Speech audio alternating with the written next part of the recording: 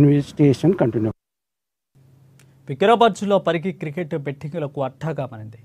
IPL తరహా పరిగిలో PPL cricket tournament నిర్వహిస్తుంది betting mafia. బ్యాట్స్మెన్లను బౌలర్లను చిట్టీలను వేసి ప్రతిరోజు 2 టీంలతో పరిగి మినీ స్టేడియంలో మ్యాచ్లు ఆడిస్తున్నట్లు పోలీసులు గుర్తించారు. దాదాపు 8 టీంలతో 54 రోజుల పాటు టోర్నమెంట్ కొనసాగుతుందని విచారణలో వెల్లడించారు. అయితే ఇక గెలుపు ఓటములపై లక్షల్లో బెట్టింగ్లు జరుగుతుందని తెలుస్తుంది. ఇక క్రికెట్ ప్లేయర్స్ బ్యాటింగ్ అవుట్, అదేవిధంగా బౌలర్ వికెట్ అవుట్లపై 10 లక్షల వరకు కూడా బెట్టింగ్ నిర్వహిస్తున్నారు. కొన్ని టీంలు యజమానులు ప్లేయర్లని అవుట్ కావాలని సూచిస్తున్నట్లు కూడా బాధితులు తెలిపారు.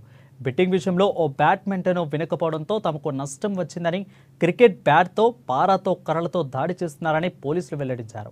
ఇకైతే బెట్టింగ్లో ఓటమిని ఒప్పుకోవడంతో తనపై దాడి చేసినట్లు పరిగి పిఎస్లో బాధితుడు ఫిర్యాదు చేశాడు. నేను ప్లేయర్ని పరిగిలా క్రికెట్ గ్రౌండ్లో నార్మల్గా క్రికెట్ ఆడుతుంటా అప్పుడప్పుడు. అలాంటిది ఈసారి పెద్ద ఎత్తున పరిగి ప్రీమియర్ లీగ్ టోర్నమెంట్ నిర్వహిస్తే మన వైస్ చైర్మన్ అయ్యూబ్ అన్న స్పాన్సర్షిప్ చేసి మా టీం తీసుకుండు.